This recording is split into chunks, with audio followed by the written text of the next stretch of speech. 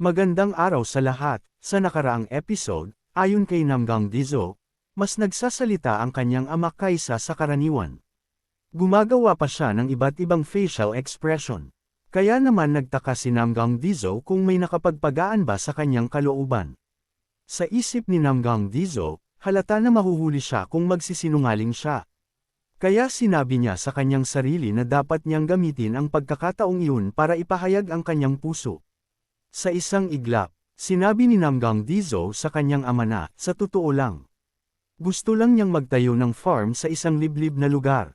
Habang nakikinig si Patriarch Hanchol, sinabi ni Namgang Dizo na hindi niya aakalaing may talento siya sa martial arts. Dagdag pa niya, sumakit ang ulo niya habang tinitingnan lang niya ang lahat ng martial arts books sa 10,000 archive. Sinabi din niya sa isip niya ay dapat maging vice patriarch ang kanyang panganay na kapatid. Si Namgang Dizo, mismo, ay walang pagnanais na maging susunod na pinuno ng angkan. Kasunod nito, sinabi ni Namgang Dizo sa kanyang ama na ang merchant business ay nakakaakit sa kanya nitong mga nakaraang araw. Kaya tinanong niya siya kung dapat ba niyang subukan ito. Maliban doon, sinabi din niya sa kanyang ama na kung ibibigay lang niya ang kanyang utos, tiwala siya na gagawin niya ang kanyang makakaya.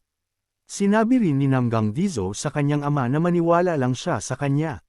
Ngunit ang nakakagulat, ngumiti lang si Patriarch Hanchol. Kaya naman natigilan si Namgang Dizo sa sandaling ito. Sa hindi inaasahan, tinuwanan siya ng malala ni Patriarch Hanchol.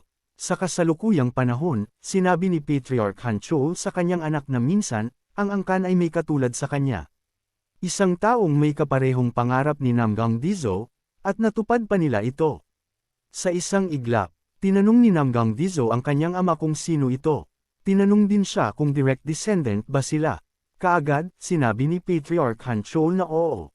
Hindi naman siya na-kick out pagkatapos ma-injure sa isang laban, di ba? Wika ni Namgang Dizo. Kaya't sumagot si Patriarch Hanchol at sinabing ang taong iyon ay hindi pa nagtatamaw ng kahit isang pinsala sa kanyang katawan. Bilang resulta, tuwang-tuwa si Namgang Dizo sa narinig dahil ayon sa kanya, may pag-asa pa. Bilang karagdagan sa kanya, isang gininto ang buhay kung saan ang isang talam ay hindi tumusok sa kanyang tiyan. Ngunit ang nakakagulat, tinanong siya ni Patriarch Hanchol kung hindi ba siya interesado, tungkol sa kung ano ang kinahantungan ng taong iyon. Kaya sinabi agad ni Namgang Dizo na interesado siyang malaman ito. At sa ni Namgang Dizo, siya ay nakatitiyak na ang tao ay naging malaki ang pamamahala sa ilang lupain at marahil siya ay naging pinuno ng pinakamalaking grupo ng mga ngalakal sa mundo. Ngunit sa hindi inaasahan, sinabi sa kanya ni Patriarch Hanchol na nagpapahinga na ang taong iyon. Kaya agad-agad, tinanong ni Namgang Dizo ang kanyang ama kung ang ibig niya bang sabihin ay nakatira siya sa loob ng manor. Ngunit sinabi ni Patriarch Hanchol na hindi. Pagkatapos ay sinabi niya sa kanya na ang taong iyon ay nakatira sa medyo mas mataas pa. Kaya't naguluhan si Namgang Dizo at sinabing, ngunit hindi ba ito sa itaas ng langit?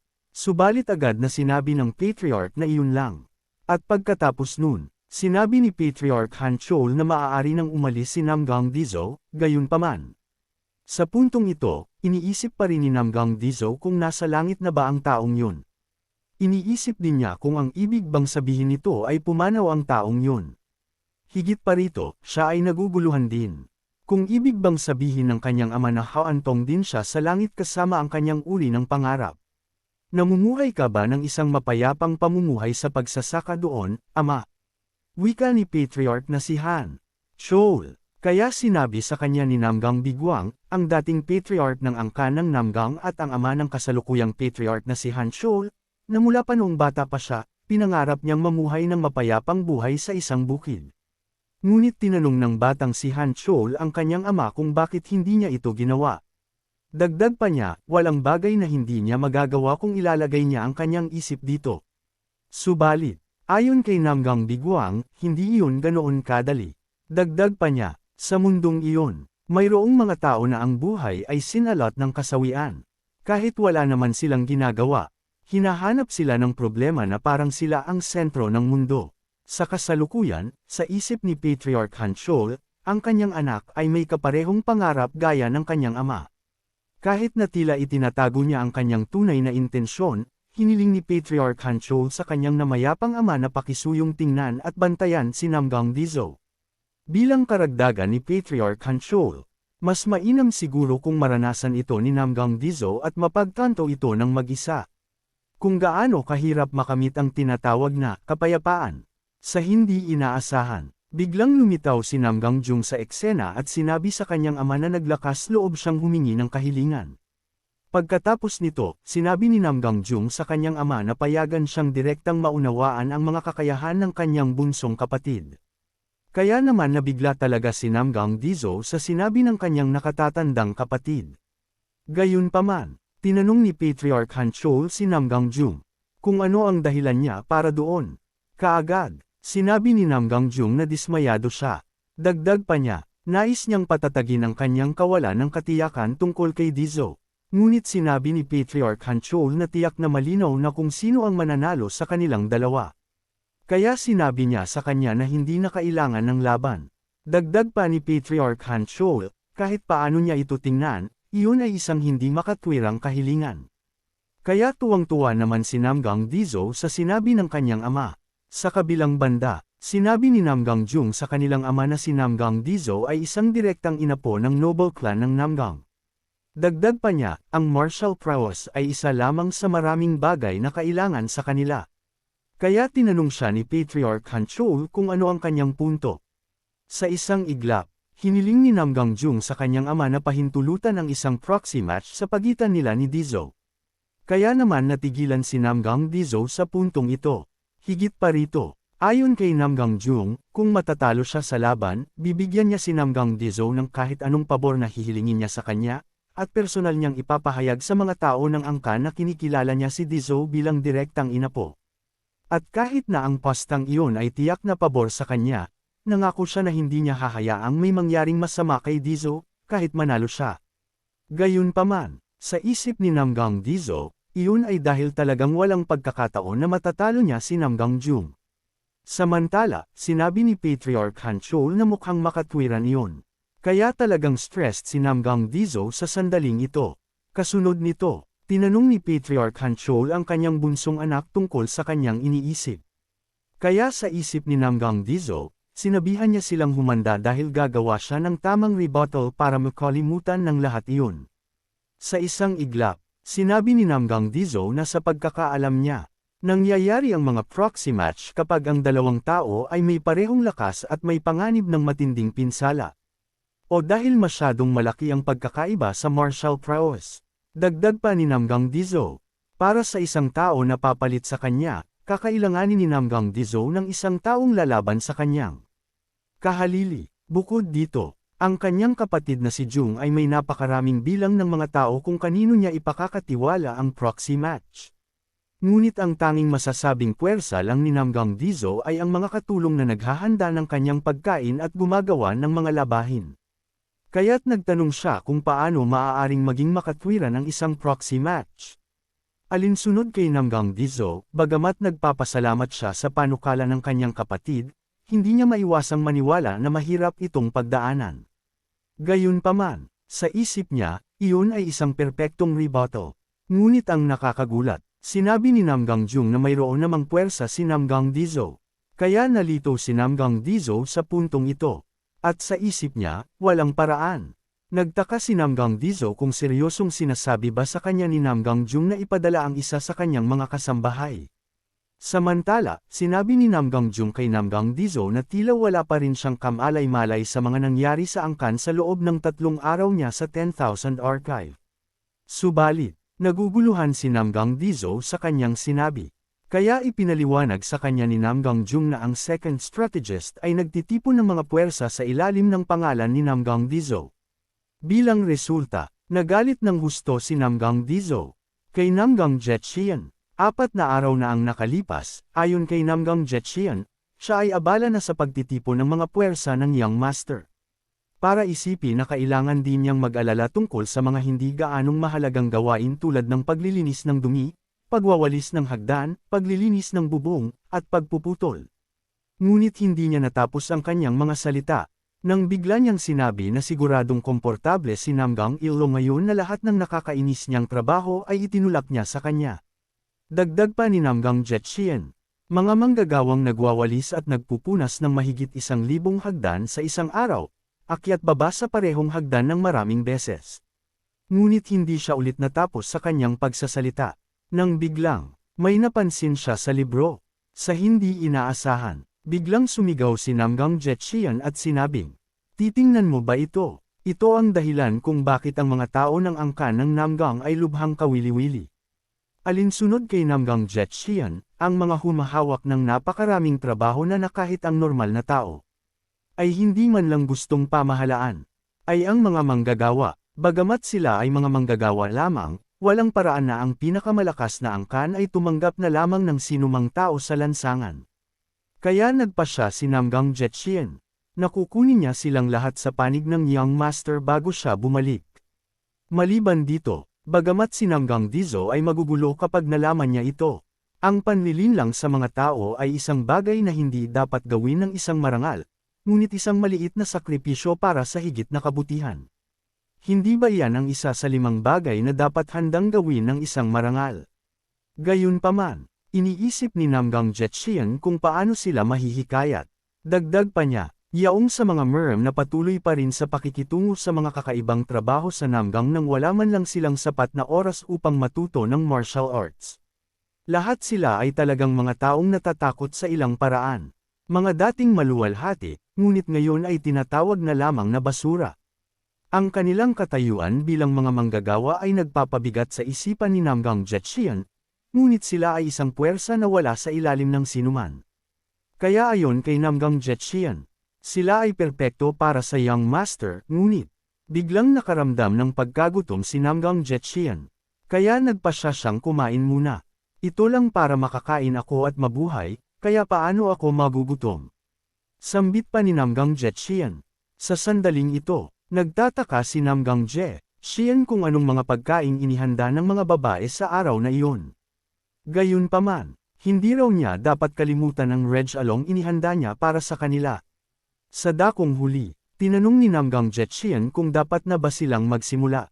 Samantala, sa oras na ito, ayon kay Namgang Jetchien, ang hangin sa labas ay may amoy na ng bango. Kaya naisip niya kung ang hapunan sa araw na iyon ay maaaring maging sabaw ng manok. "Nakarating na ako mga binibini." Wika ng walang iba kundi si Namgang Jetchien. Pero bigla siyang natigilan, pagkatapos niyang makita ang grupong ito ng mga kalalakihan na kumakain. Kaya't napaisip si Namgang Jetchien kung ano ang posibleng dahilan para magtipon ang lahat ng taong iyon sa palasyo ng kanyang Young Master. "Dumating ka na, pangalawang strategist. Umupo ka muna dito." Wika ng babaeng ito. Sa isang iglap, tinanong ni Namgang Jetchien si Lady Samyang tungkol sa kung ano ang nangyayari. Kaya sinabi sa kanya ni Lady Samyang na kahit masipag sila, mahina ang kalidad ng kanilang pagkain. Bilang karagdagan kay Lady Samyang, nakukuha lamang ng mga manggagawang iyon ang mga natirang pagkain ng angkan. Kaya paminsan-minsan, ang punong kasambahay ay naghahain ng mga pagkain ng ganoon. Higit pa rito, sinabi rin ni Lady Samyang kay Namgang Jetchien na dumating siya sa tamang oras. Pagkatapos nun, sinabi niya kukuhanan niya siya ng pagkain ng mabilis. Sa kabilang banda, sinabi ng babaeng ito sa lalaking ito na naghanda sila ng isang espesyal na pagkain sa araw na iyon. Kaya't sinabihan niya itong kumain ng husto dahil madalas nilang ginagamit ang kanilang katawan habang nagpapalipat-lipat ng mga armas. Kaagad, nagpasalamat ang lalaking ito kay Lady Yang sa pag-aalaga sa kanya ng ganoon. Gayunpaman, sinabi ni Lady Yang na isa lamang siyang kasambahay kaya sinabi nito sa kanya na maaari niyang tanggilan ang honorifics. Alinsunod sa benebeneng ito, naghanda rin siya ng ilang simpleng merienda para sa kanilang makakain habang nagtatrabaho. Pagkatapos ay sinabi niyang tawagan na lang siya kapag tapos na silang kumain. Samantala, ayon sa lalaking nakagree na ito, sina Lady Ilyang, Yi Yang, Sam Yang, at ang headmaid. Lahat sila ay mga dakilang tao na higit na karapat-dapat na tumanggap ng mga parangal. Alinsunod sa lalaking ito na naka-purple, ang kanilang mga kasanayan sa pagluluto ay mas mahusay kaysa sa punong tagapagluto ng angkan. Gayunpaman, ayon kay Namgang Jetchien, ang mga manggagawa, mahirap silang pagsamahin sa isang lugar. Kung iisipin ay nakuha ng mga babae ang kanilang mga tiwala. Kaya sinabi niya na sila ay lubos na kahanga-hanga. Sa hindi inaasahan, sinabi ng lalaking ito na hindi niya inaasahan na makakatagpo siya ng taong may mataas na ranggo sa lugar na iyon. Pagkatapos nun, tinanong niya si Namgang Jetchian kung ano ang dahilan bakit siya napunta doon. Subalit nabigla talaga si Namgang Jetchian pagkatapos niyang makita ang lalaking ito. Ayon sa kanya, ang taong yun ay isang ganap na nilalang ng martial world at master ng Shaolin Temple. Dati silang kumakatawan sa gitnang kapatagan o Central Plains. Ang embahador ng mga monghe na tumalikod. Gayunpaman, matapos mawala ng braso sa isang pangyayari, umalis siya sa templo ng Shaolin dahil sa gulat na natanggap niya. Pagkatapos, nagsimula siyang pumatay sa iba't ibang bansa at kalaunan ay naglaho. Kaya nabigla talaga si Namgang Jetchian pagkatapos niyang makakita ng ganoong tao doon. Sa kabilang banda, ang taong ito ang namamahala sa paglilinis ng bakuran ng angkan Namgang. Samantala, sinabi sa kanya ni Namgang Jetchian na pumunta lang siya roon para i-treat sa isang pagkain. Alinsunod sa lalaking ito, tiyak na masarap ang pagkain doon. Pagkatapos nun, sinabi ng lalaking ito kay Namgang Jetchian na dapat niyang i-enjoy ang kanyang oras doon. Gayunpaman, humingi siya ng paumanhin sa kanya para sa hindi pagkakaunawaan. Pero hindi man lang siya pinatapos magsalita, nang biglang hamarang sa kanila ang babaeng ito at sinabing, "Ikaw matako na matanda. Paano ka uupo dyan at magkunwaring hindi ka pa kumakain kung nakatatlong bowl ka na?" Bilang karagdagan sa babaeng ito, may mga tao doon na hindi pa nakakakuha ng kahit isang kutsara. Kaya laking gulat talaga ni Namgang Jetchian sa kanyang nasaksihan dahil ayon sa kanya, mapanganib ang pakikialam sa ugali ng lalaking ito. Ngunit sa hindi inaasahan, nagtanong lang ang matandang ito kung hindi ba't medyo malupit ang pagtawag sa kanya na matako na matanda. Kaya sinabi lang sa kanya ng babaeng ito na makakakuha na lang siya ng huling mangkok. Dagdag pa niya, naghahanda siya ng kaunti pang merienda at mga pagkain sa gabi para sa kanya. Kaya't si Namgang Jetchian ay naguguluhan sa sandaling ito. Sa kabilang dako, sinabi ng ginang na ito sa matandang ito na siya ang pinag-uusapan ng headmaid. Kaagad, tinanong siya ng matanda kung ano ang kanyang sinabi. So sinabi sa kanya ng bene-bene na tumulong siya kay Lady Ilyang na makaalis nang makita niya ang martial core at natapilok pagkatapos bumigay ang kanyang mga paa. Bilang karagdagan sa babaeng iyon, nang sabihin niya sa kanya ang nangyari, sinabi niya na ito ay isang bagay na dapat ipagpasalamat at dapat silang maghanda ng isang espesyal na pagkain sa oras na iyon.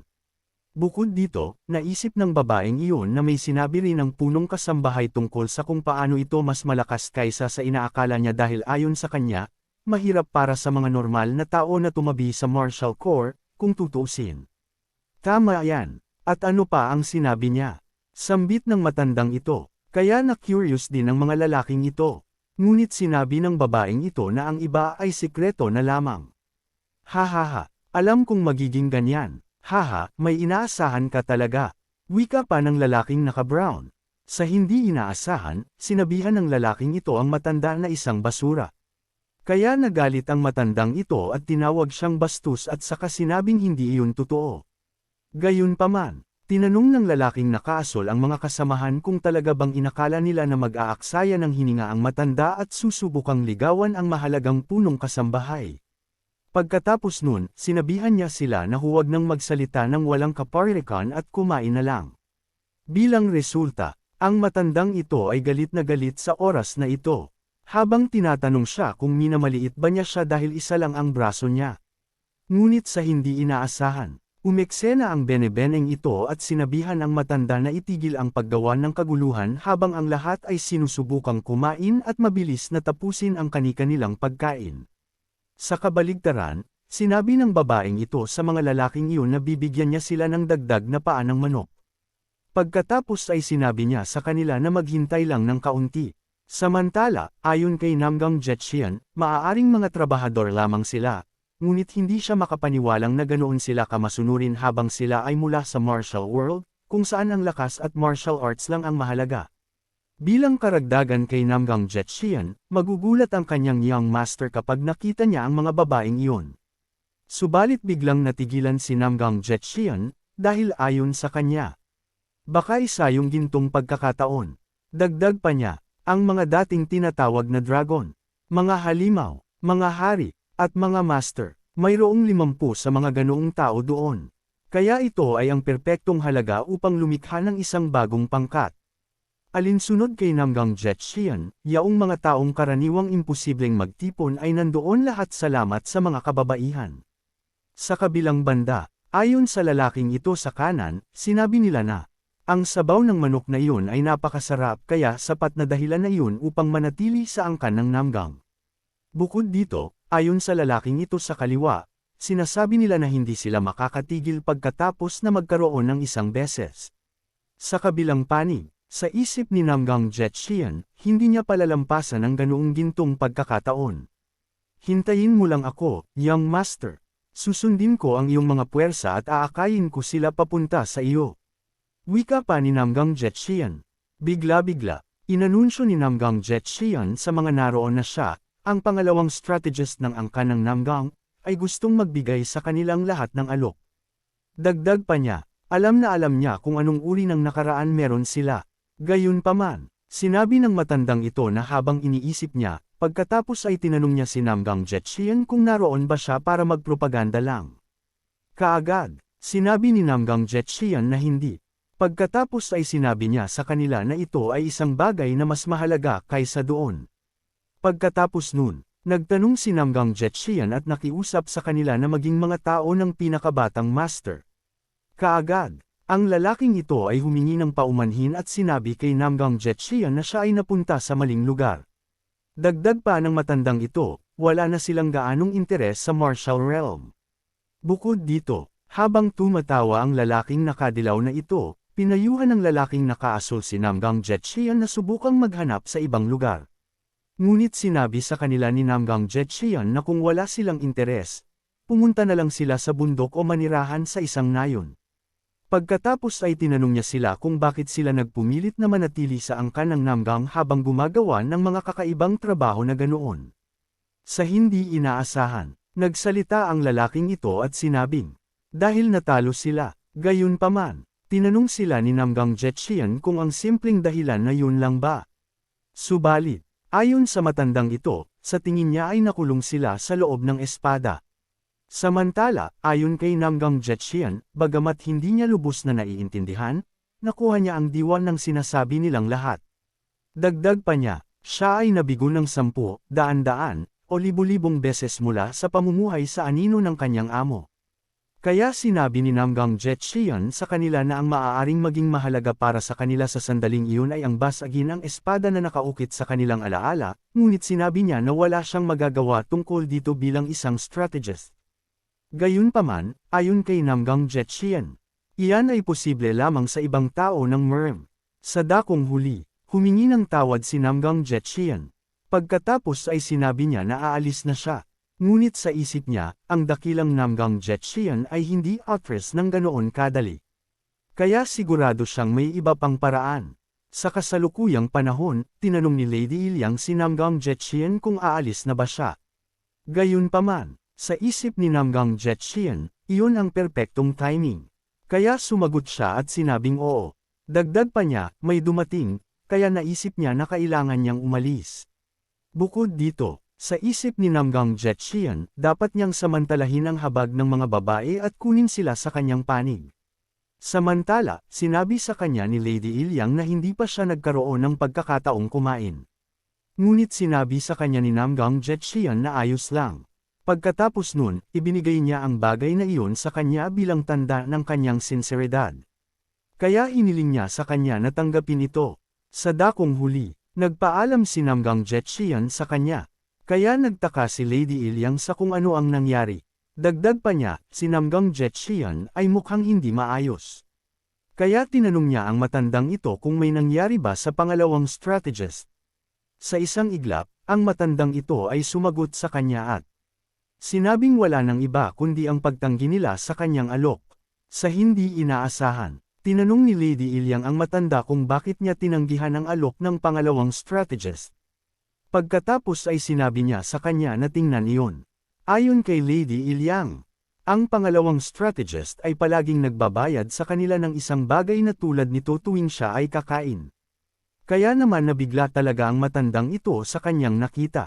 Alinsunod sa Lady Iliang, ang pangalawang strategist ay napakabait na tao. Kaya nagtaka siya kung bakit hindi matanggap ng matandang ito ang kahilingan ni Namgang Jetchian. Dagdag pa ni Lady Iliang, marahil ito ay isang bagay na simple din. Kaya naman agad ay humans nang paumanhin ang matandang ito. Sa kabilang banda, biglang nakita ng lalaking ito ang mga tabletang ito. Kaya naman nagulat din siya. Habang tinatanong sila kung hindi ba iyon mga purification pills. Gayunpaman, ang lalaking ito sa kanan ay hindi alam kung ano iyon kaya tinanong niya kung tungkol saan ang lahat ng kaguluhan. Dahil dito, tinawag siya nitong lalaking naka-brown na isang ignorante. Pagkatapos ay tinanong niya siya kung hindi ba niya alam ang tungkol sa isang bagay na napakahalaga. Bukod dito, ipinaliwanag sa kanya ng lalaking naka-brown na ito, na ang sabi ng iba ang kilalang banal na doktor ay lumikha ng 3 uri ng mga martial pills sa kanyang buong buhay. At isa sa 3 iyon ay ang purification pills. Dagdag pa ng lalaki, upang maalis ng isang tao ang mga dumi sa kanyang katawan, dapat nilang maabot ang pinakamalalim na antas ng Grandmaster at sumailalim sa bone metamorphosis. Ngunit ang mga dumi ay maaaring alisin sa pamamagitan lamang ng pag-inom ng tabletang iyon. Samantala, ayon sa babaeng ito na nakaasol, siya ay may 20 martial pills sa kanyang silid. Kaya sinabi niya sa kanila na kung kailangan nila ang mga ito, tinanong niya sila kung dapat ba niyang ihanda bawat isa nun para sa kanilang lahat. Kaya naman nabigla ang mga lalaking ito sa sinabi ng Benny Benny. Ayon sa taong ito, ang mga purification pills ay hindi dapat maging isang bagay na karaniwan. Gayunpaman, wika ng babaeng ito, napagod daw siya sa mga ito pagkatapos makakuha ng napakarami.